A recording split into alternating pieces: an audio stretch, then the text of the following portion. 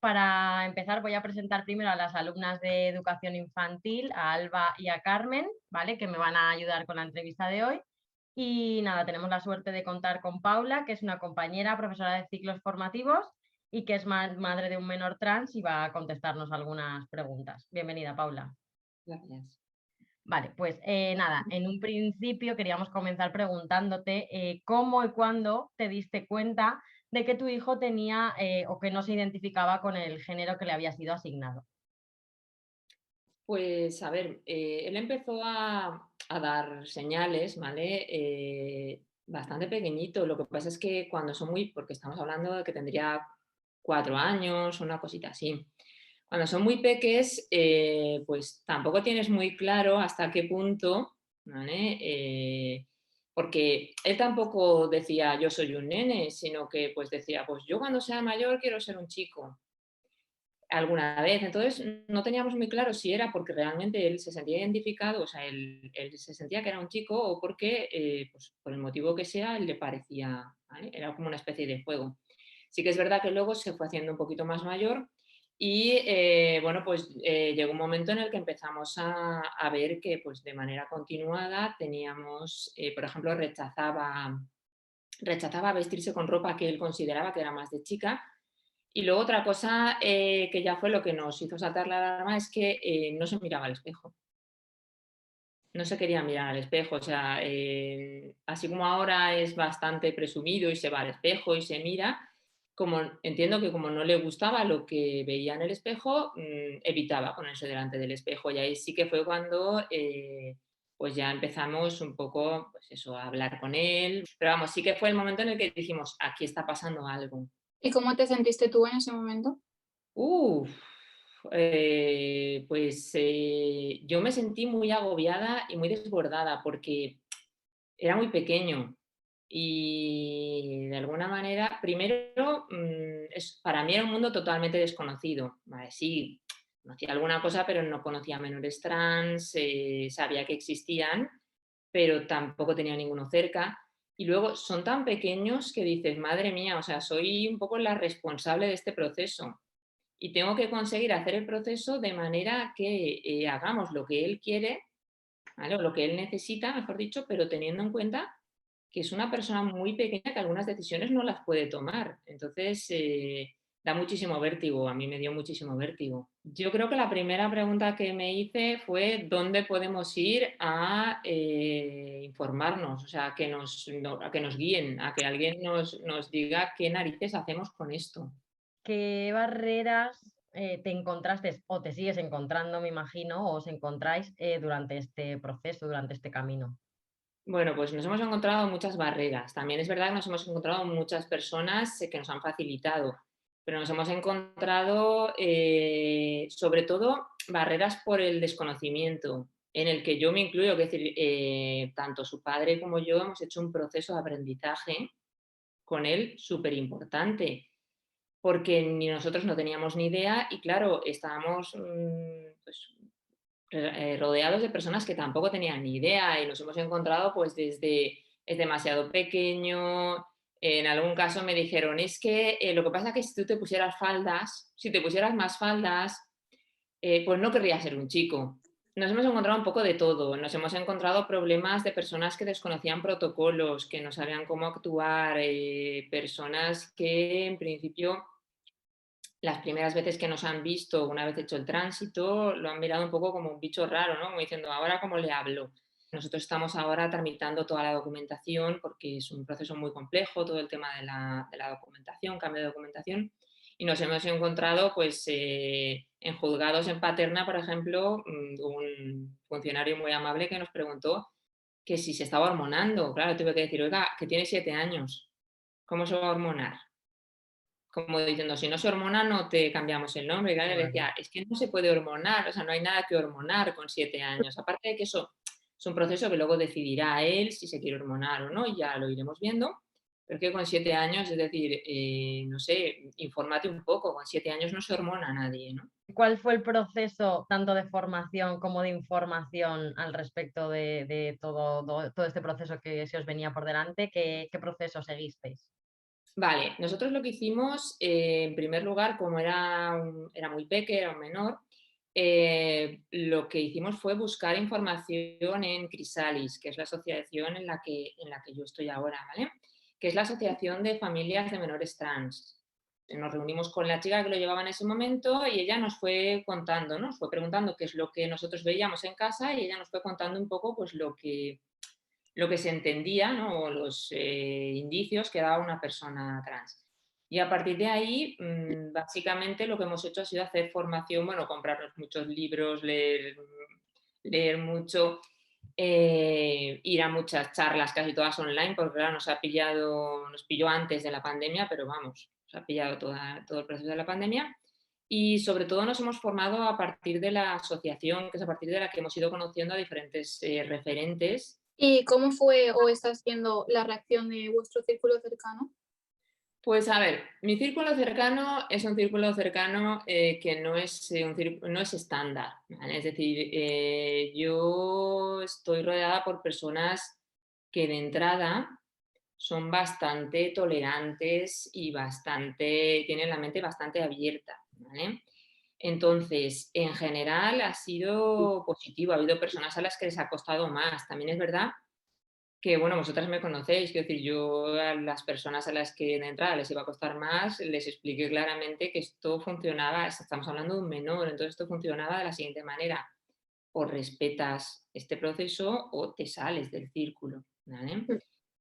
En todo caso, no hemos tenido problemas con nadie. Ha habido, ya os digo, ha habido personas, especialmente, por ejemplo, las abuelas, tuvieron un proceso duro de aceptación, pero bueno, ahora ya lo tienen bastante asumido y nos costó al principio, hubo que explicarlo muchas veces, fueron de las que hubo que decirles, escucha, tenéis que colaborar, ¿vale?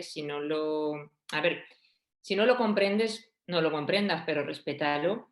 Y el resto bien, el resto muy bien. Es que, claro, yo me muevo en un círculo muy privilegiado.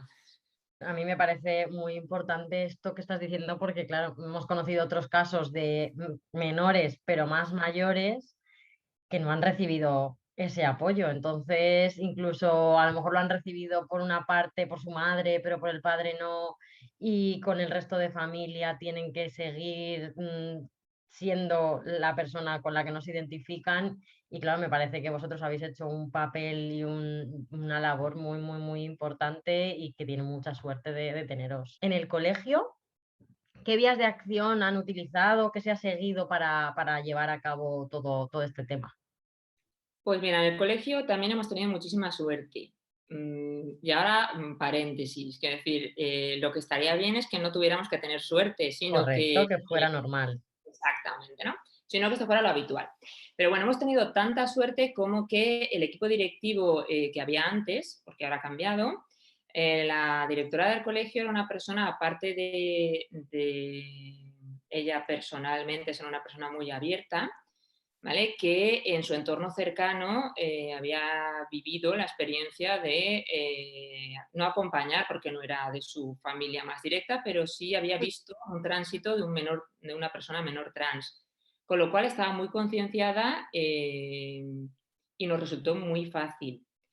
Es un centro donde, a pesar de que creo que no habían tenido ningún menor trans antes, donde conocían el protocolo, donde o sea, nos han facilitado todo.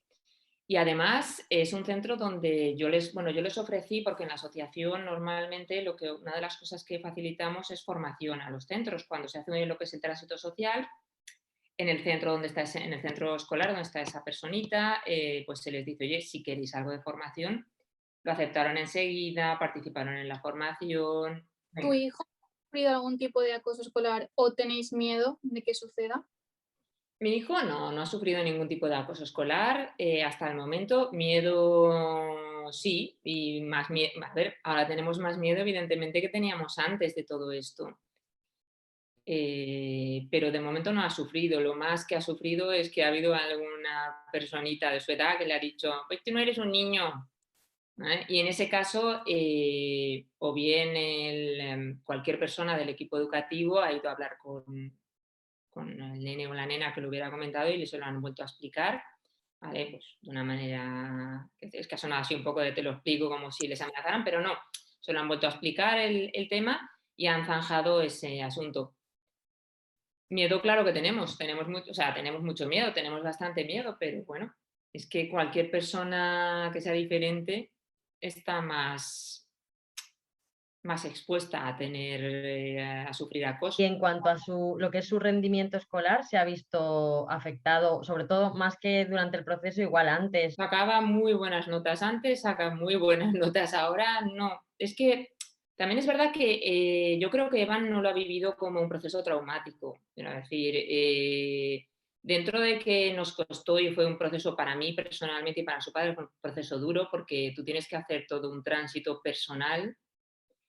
eh, Creo que el tema se encauzó bastante pronto, entonces antes de que se realizara todo el tránsito social y que él entendiera que había más personas como él, cosa que no sabía, claro, y que bueno, que era algo que podía pasar y que le íbamos a acompañar y que íbamos a hacer un poco lo que él quisiera, él tampoco estaba, es decir, vale, no se miraba al espejo, no le gustaba la ropa, teníamos peleas con la ropa todo el rato, pero no, ni notamos problemas a nivel de relacionarse con las demás personas, ni tuvo problemas de rendimiento escolar, ni tuvo problemas de ningún otro tipo. Y como docente y como madre, ¿cómo crees que se debería tratar este tema en las aulas? Tanto como con los niños, niñas, niñes, como con los docentes y las familias. El profesorado en general, ¿vale? Y yo dentro de ese colectivo, no tenemos suficiente formación. Posiblemente sea un tema de falta de visibilización, ¿vale? Creo que en el último año, en los 2 últimos años, se ha visibilizado más al colectivo trans que en los anteriores 30. No sé si es porque yo me he metido de cabeza o porque realmente es así. Entonces, no tenemos formación. Eso hace que no te salten las alarmas, ¿vale? Que tú no lo detectes. Por ejemplo, mi hijo se dibujaba como un chico, ¿vale? Cuando tenía que dibujarse, se dibujaba pues con una figura que, digamos, que representa o que cualquier persona que la viera diría, uy, es un chico. Vale, ninguna de las profesoras que lo tuvo en el aula se dio cuenta de eso. ¿Por qué? Pues probablemente porque no tienen formación igual que no tenía yo. Entonces, no tenemos formación, ¿vale? No identificamos o no visibilizamos. ¿Por qué? Pues porque no tenemos referentes. Yo antes de meterme en todo este proceso no conocía, bueno, sí, conocía a Vivi Andersen, o Anderson, a Carla Antonelli y a la Veneno. Claro, no tienes referentes, no aparecen o sea, no son, pasa un poco, pero más exagerado como pasa o como pasaba antes con las mujeres. Si yo no tengo referentes de mujeres científicas, ¿cómo me voy a identificar? Si yo no tengo referentes de personas trans, ¿cómo me voy a identificar? ¿Vale? Entonces, no tenemos formación, no podemos transmitir la información al profesorado, a las familias. Porque lo lógico es que si yo soy la profesora y detecto que hay, sobre todo cuando hablamos de pequeños, porque con vuestras edades ya vosotras y vosotros lo decís, ¿vale? Y os informáis y tal. Pero cuando son muy pequeños sí que debería ser el profesorado el que de alguna manera dijera, uy, vamos a estar atentos, vamos a ver qué pasa. Claro, al no tener ni idea, todos esos procesos, a todas esas situaciones, de alguna manera no se ven, ¿vale? Se ocultan. Si dentro de la familia los papás y las mamás no están pendientes o no les interesa, lo que haces es o lo ocultas o lo alargas. Estiras unos añitos y cuando esto explote ya explotará, ya explotará. Eso por un lado. Respecto a las familias, es claro, es que el problema es que aquí nadie tenemos formación, ¿vale? Los centros educativos no están preparados, las familias no están preparadas. Creo que es un proceso muy complejo, pero yo creo que en todo caso deberíamos empezar por formarnos el profesorado. Pues para acabar, simplemente quería saber si querías dar algún consejo, algún ánimo, alguna frase de apoyo para gente que se pueda sentir identificada o estar en la misma situación en la que estás tú ahora. ¿Qué les dirías? Lo más importante cuando estás en un proceso como este es hacerlo acompañada, porque te resuelven muchísimas dudas, porque te normalizan muchísimas cosas que tú no sabes si son habituales o no en este tipo de procesos, porque es la primera vez que lo pasas, no conoces a nadie que lo haya pasado, y porque es verdad que de alguna manera cuando tienes, digamos que en los momentos peores de todos los procesos, ¿vale? Siempre tienes ahí un apoyo emocional. Apoyo emocional de personas que han pasado por ahí, o de personas que van a pasar, o de personas que están pasando contigo. Entonces, Yo quería dar las gracias tanto a Paula como a Pili también, porque, bueno, creo que hablo por las dos, el desconocimiento total, a pesar de ser una generación más abierta, desconocimiento total hasta que empezamos todo este proyecto y la verdad es que estamos aprendiendo muchísimo y todavía nos queda mucho por aprender. Y espero que en un futuro, nosotras que vamos a ser educadoras, poder tratarlo de la mejor manera posible. La base un poco de todo esto es el respeto, ¿no? Que mientras hagamos las cosas con respeto y con cariño, pues evidentemente hay algo que siempre podremos hacer mejor, pero por lo menos no tratar de no herir a nadie o no ser intransigentes, que es lo que peor lo pueden llevar. como madre, como educadora, como vecina, ¿vale? Pues es un proceso de aprendizaje. Un proceso de aprendizaje de todas. Entonces, pues bueno, vamos todas un poco aprendiendo lo que tú dices desde el respeto, desde el me puedo equivocar, pero bueno, pues sigo formándome, ¿no? Y sigo también creciendo y es verdad que te abre muchísimo la mente. Es decir, Total. tu cerebro y tu mundo organizado de repente hace... psh. Muchísimas gracias, de verdad, porque nos abres pues eso, un nuevo campo de conocimiento y nada, y os deseamos lo mejor y que vaya todo muy bien.